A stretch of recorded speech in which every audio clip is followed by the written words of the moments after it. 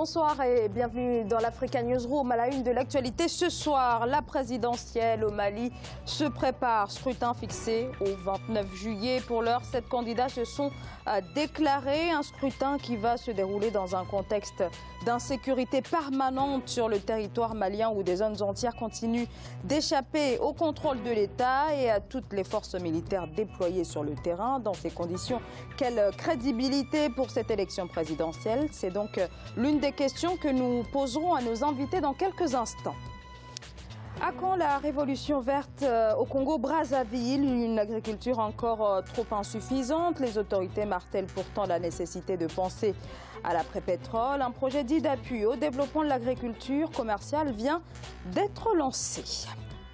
À suivre également le FEMUA, le Festival des musiques urbaines d'Anoumabo qui bat son plein en Côte d'Ivoire. Sur place, c'est l'effervescence. La chanteuse Yami Alade et le rappeur Soprano sont les têtes d'affiche de cette 11e édition placée sous le thème de la lutte contre l'immigration clandestine. Voilà donc pour les titres. Et pour en débattre avec moi sur ce plateau, monsieur Mahmoud Alpha Boukanye Maïga, bonsoir. Bonsoir. Vous êtes journaliste spécialiste du Sahel. Merci à vous d'avoir répondu présent à notre invitation. Je rappelle par ailleurs que vous êtes l'auteur de Mali, le chaos généralisé aux éditions Paris Éditeur. Merci beaucoup. À mes côtés également, monsieur Daniel Togang, bonsoir. Bonsoir. Vous êtes écrivain. Un grand merci à vous également d'être présent ce soir sur ce plateau. Également ce soir avec nous, Gaston Maungu, bonsoir. Bonsoir. Vous êtes également écrivain, auteur de Courrier d'un indigent africain aux parlementaires internationaux, mais aussi de Comment devenir un nouvel être humain, tous deux aux éditions Edilivre. Merci d'être avec nous. Tout de suite, l'actualité politique.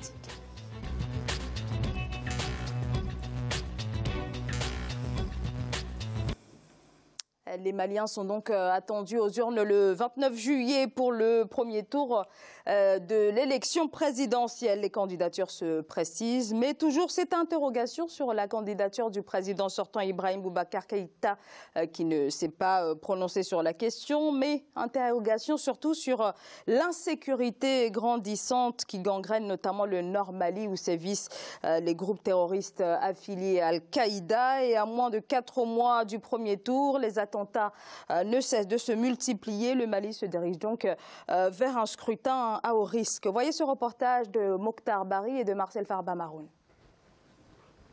L'élection présidentielle malienne est fixée au 29 juillet 2018. Plusieurs personnalités ont déjà fait acte de candidature. Élu en 2013 devant le chef de file de l'opposition politique Soumaïla Cissé avec 77% des voix, le président sortant Ibrahim Boubacar Keïta n'a pour l'instant pas fait acte de candidature, même si les mouvements de soutien prospèrent. Quant à l'opposition, un candidat consensuel peine à voir le jour. L'opposition, qui surfe sur la vague de sa victoire sur le retrait du projet référendaire de juin 2017, croit fermement à l'alternance. Cependant, elle dit redouter de possibles fraudes et interpelle le Conseil de sécurité à renforcer le mandat de la MINUSMA en lui donnant des pouvoirs de certifier l'élection. Étant donné que peu de personnes ont confiance à leurs compétences, à leur capacité à faire les choses, c'est la raison pour laquelle nous demandons à la communauté internationale, aux Nations Unies, au Conseil de sécurité en particulier, d'autoriser la MINUSMA à s'impliquer davantage dans la préparation de l'élection présidentielle malienne, en allant jusqu'à la certification des résultats, comme on l'a vu en Côte d'Ivoire. Ça fait taire toutes les contestations possibles, parce qu'une mission internationale a dit les choses. La mission multidimensionnelle pour la stabilisation au Mali a un rôle important à jouer dans le scrutin, tant sur le plan de la sécurisation que sur le déploiement du matériel électoral, ainsi que du personnel en charge des élections. Pour la MINUSMA, elle se dit prête à appuyer toute solution à même de garantir la paix et la stabilité du pays. Aller jusqu'à dire que le MINUSMA ou bien le Conseil de sécurité va certifier les résultats, c'est aller trop vite. Nous pensons que nous sommes tous des Maliens. Nous sommes tous des Maliens, on doit se faire confiance. Ce n'est pas la personne d'Ibrahim Boubacar Keïta qui est là, où on doit avoir peur de lui, où on doit dire que vraiment le gouvernement est incapable. Non, il n'est pas incapable. Le pays vit des moments difficiles. Les reports des élections passées là, mais ça ne dépend pas de lui. Ça dépend de la situation actuelle du pays. L'audit du fichier électoral a démarré ce 18 avril 2018, tandis que la formation des formateurs des agents électoraux, elle, commence dimanche 22 avril. Les cartes d'électeurs seront prêtes dans exactement 65 jours, à en croire le chef du gouvernement, Soumeylou Boubèye Maïga. Alors, l'opposition malienne demande donc à l'ONU de certifier les résultats des élections qui vont donc se tenir à partir du 29 juillet, ce qui signifie qu'il n'y a aucune confiance dans les institutions nationales chargées donc de veiller au bon déroulement du scrutin. Mahmoud Alpha Boukanié Maïga, pourquoi l'opposition malienne n'arrive pas finalement à prendre position sur un report de cette élection présidentielle? Cela est assez complexe. L'opposition malienne est morcelée, on le sait. Elle existe. Elle a quand même des représentants assez crédibles, les Kibile Dramé, les Moutagatal, etc. J'en passe. Mais c'est la plateforme de cette opposition-là qui n'est pas claire. Cependant, je vais un peu plus vite. Le problème, ce n'est pas tant l'opposition. C'est que les institutions de l'État, à l'état actuel, ont un plomb dans l'aile. Ce n'est pas que le nord du Mali qui échappe à l'État. Le Mali est devenu aujourd'hui une nation sans État. Et c'est jusqu'au centre. Je vous dis, en termes de géographie, c'est les 3/4 du pays qui échappent complètement à tout contrôle d'État. Bon, ça, je le dis très rapidement, on va voir la suite des opérations. Gaston Maungou, toujours sur cette question, on a une opposition qui finalement dit que il n'y a pas du tout confiance dans les institutions. Pourquoi alors poursuivre ce scrutin? Pourquoi ne pas demander un report de cette présidentielle compte tenu de cette insécurité? En effet, dans le cas d'espèce de ce qu'il se passe au Mali, on aurait pu commencer premièrement par régler le problème central, celui de l'insécurité, pour aller aux élections. En effet, on va se rendre compte que quand les Africains, nous avons des problèmes de ce genre, on ne règle pas le problème fondamental. On va tout simplement amuser la galère dans le sens où on pense que la démocratie, sont les élections démocratiques. Alors que nous, Africains, avec notre culture, avec notre code de vie, les problèmes fondamentaux doivent être réglés. Il y a la guerre, il y a l'insécurité. Comment voulez-vous qu'on aille aux élections? Pourquoi ceux-là qui sont en train de mettre la MINUSMA et autres n'ont pas réglé le problème du Mali, premièrement, avant, n'est-ce pas, d'aller aux élections? C'est d'abord le problème de l'insécurité qu'il faille régler et après, on ira aux élections. Tant que le problème n'est pas réglé, on veut tout simplement continuer de faire confiance avec celui-là qui est en train de favoriser certains Occidentaux qui pensent que la situation telle qu'elle au Mali devrait continuer ainsi pour ruiner le Mali. Daniel Togdang. Oui, j'ai envie de dire pauvre Mali, pauvre Malien. Pourquoi? Voilà un grand pays avec des gens capables qui pouvaient, avec leur culture, je dis les cultures maliennes, s'unir et faire de leur pays un grand pays qui se morcelle, qui se dispute. Chacun veut aller au pouvoir. On ne comprend pas aujourd'hui ce que veulent les uns et les autres. D'où le périssement de l'État et des cultures et la personnalité même du Mali et des Maliens. Alors, faire aujourd'hui appel aux Nations Unies, je pense que la dernière fois, le cas ivoirien, ce n'est pas une référence lorsqu'on sait que l'intervention n'a pas toujours été bien acceptée dans la mesure où on pense que cette institution-là a favorisé l'autre parti. Donc, pour revenir à ce que dit Gaston, il appartient aux Maliens de reconsidérer leurs problèmes aujourd'hui, de revenir vraiment aux bases, à la base de leur culture, de ce qu'ils savent faire, de refaire un Mali de peuple, un Mali en tant qu'État et un Mali en tant que nation.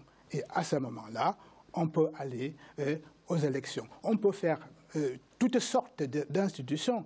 Tant qu'il n'y aura pas cette compréhension de la société malienne et de l'État malien, de la nation malienne, ça ne pourra pas marcher. Monsieur Maïga? Oui. Un exemple pour illustrer tout ça. L'impératif, c'est de restaurer l'État.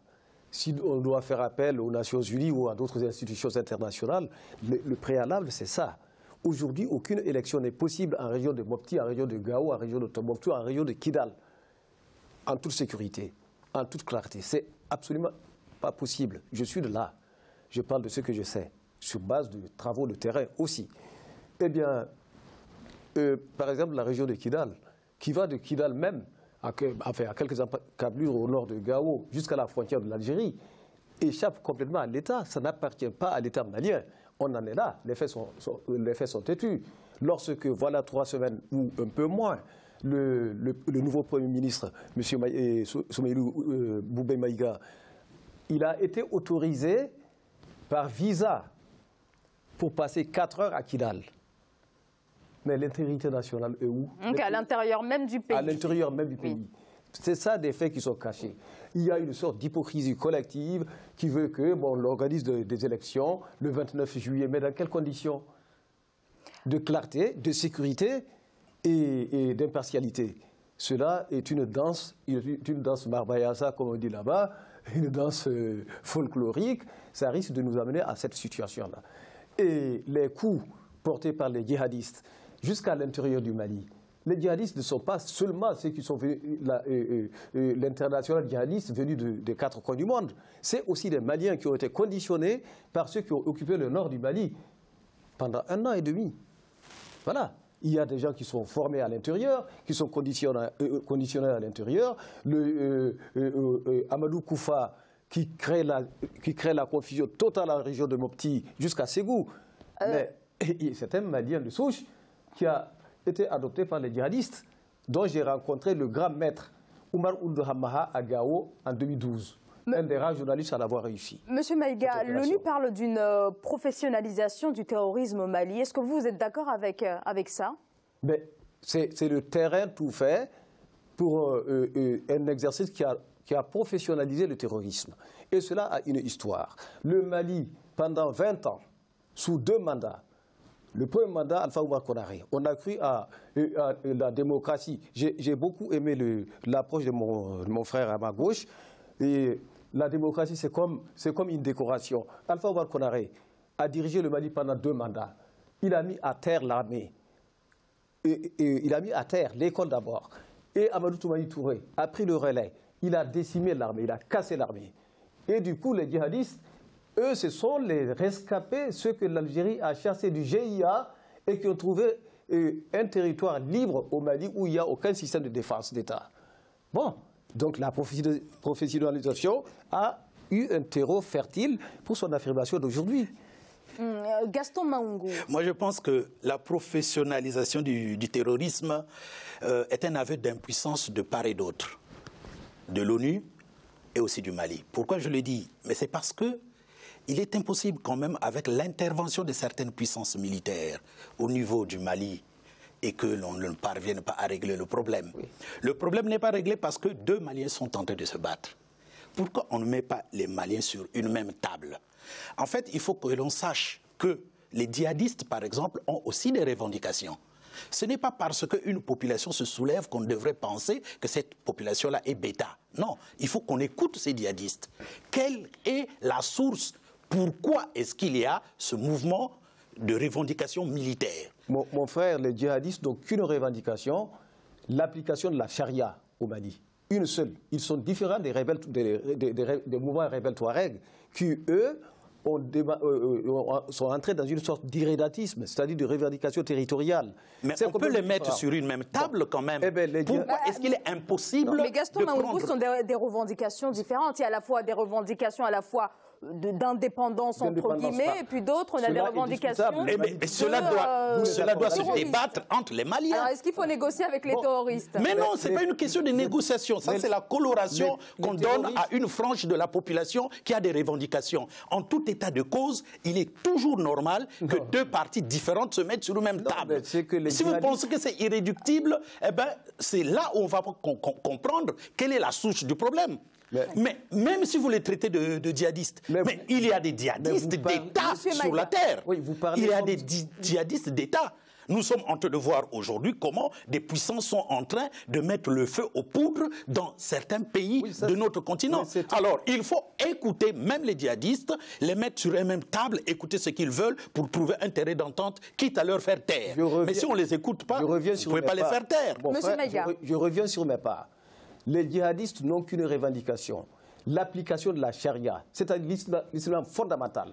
C'est la seule revendication des djihadistes, à différencier nettement avec les mouvements irrédentistes du genre le MNLA, qui est devenu aujourd'hui la CMA, coordination des mouvements de l'Azawad, qui font une revendication territorialiste. Ça n'a rien à voir avec les djihadistes. Alors, on ne peut pas le régler. Il est vrai que le problème malien est fort bien compliqué. Pourquoi? Parce que l'Azawad, il y a cette revendication territoriale. Oui. On pouvait bien comprendre, s'il n'y avait que ça, on pouvait comprendre que le Sud et le Nord... Oui, je vous continue, mon frère, ça vous instruire. Deuxièmement, ça a donné les accords d'Alger. Oui, ben, je comprends. Oui. Mais deuxièmement, sauf qu'il s'est ajouté à ce problème-là un autre, le djihadisme, le terrorisme professionnel, mais sur la base de l'islam. Oui. Bon, alors, lorsqu'on prend l'islam en tant que tel, mais il ne s'inscrit plus dans l'islam que l'on peut pratiquer par tout le monde. C'est que vraiment... Ils sont entrés dans un fondamentalisme qui a une longue histoire. Du coup, le problème religieux, le problème territorial, plus la non-gouvernance, oui, parce que là, le temps n'est pas gouverné, donc a contribué à la dissolution de l'État. Voilà. Alors, on a le sentiment que finalement, l'élection pourra peut-être bien se dérouler dans la capitale Bamako, mais qu'en est-il de Gao, de Tombouctou? Non, mais il est clair que ce sera quelque chose de bâclé ou carrément une mise en danger. Parce que les djihadistes ont pris une autre technique maintenant.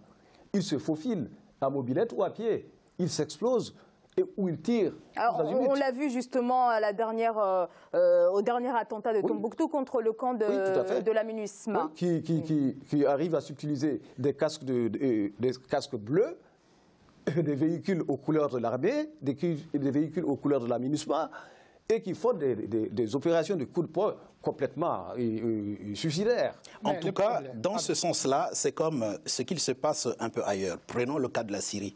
Tant qu'on ne prend pas les causes de la problématique et les régler, on ne peut jamais régler le problème.